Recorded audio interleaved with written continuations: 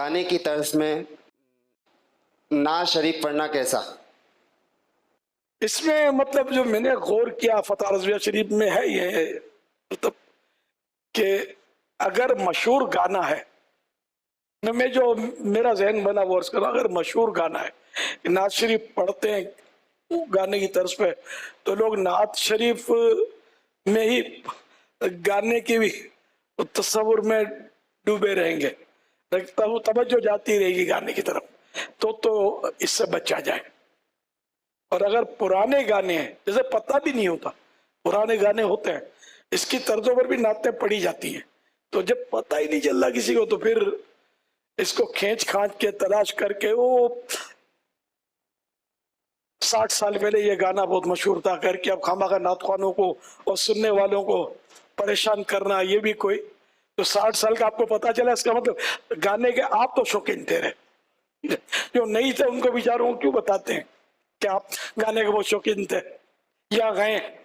اب ہم مجھے سوگا صحیح بات ہے، حال پوچھو نا، تو اگر کوئی موجودہ گانے کی بھی طرز پر نعت پڑے گا نا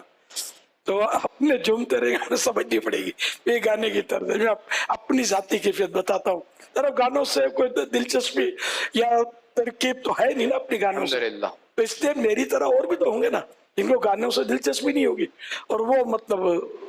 نعت شریف پڑھ کے جھومتے رہیں گے۔ تو اس لیے ان چیزوں کو جس کو دیکھو، میں نے نوٹ کیا ہے کہ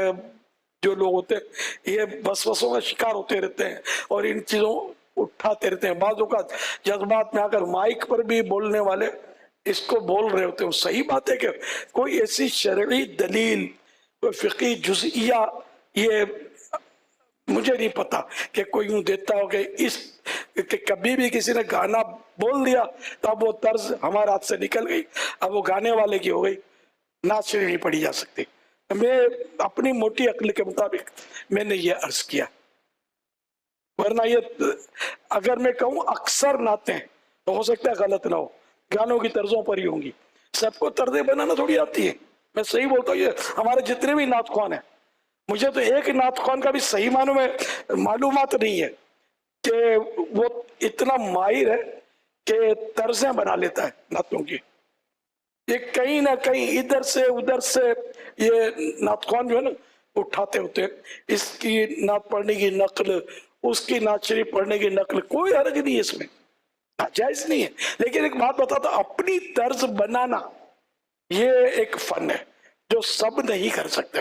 یہ کوئی اس فن کا مطلب ماہر ہوتا۔ جیسے ہم لوگ پہلے نعتوں میں جب سنتے تھے نا ان کی طرزیں الگ تھی، اب وہ طرزیں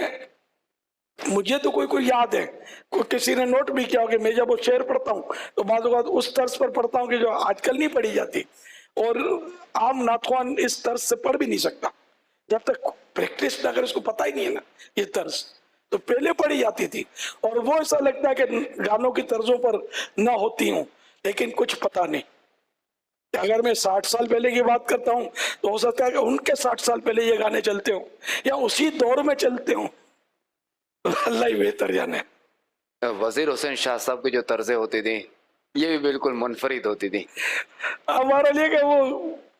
وہ بھی کسی سے سنی ہی ہوں گی۔ ایک فنکار جو ہوتا ہے نا، وہ جس کے پاس فن ہوتا ہے وہ الگ ہی صورت ہوتی ہے۔ اب یہ فنکار بھی بندے گلوکار پیسے کھینچتے ہیں، یہ فنکار ہوتے ہیں،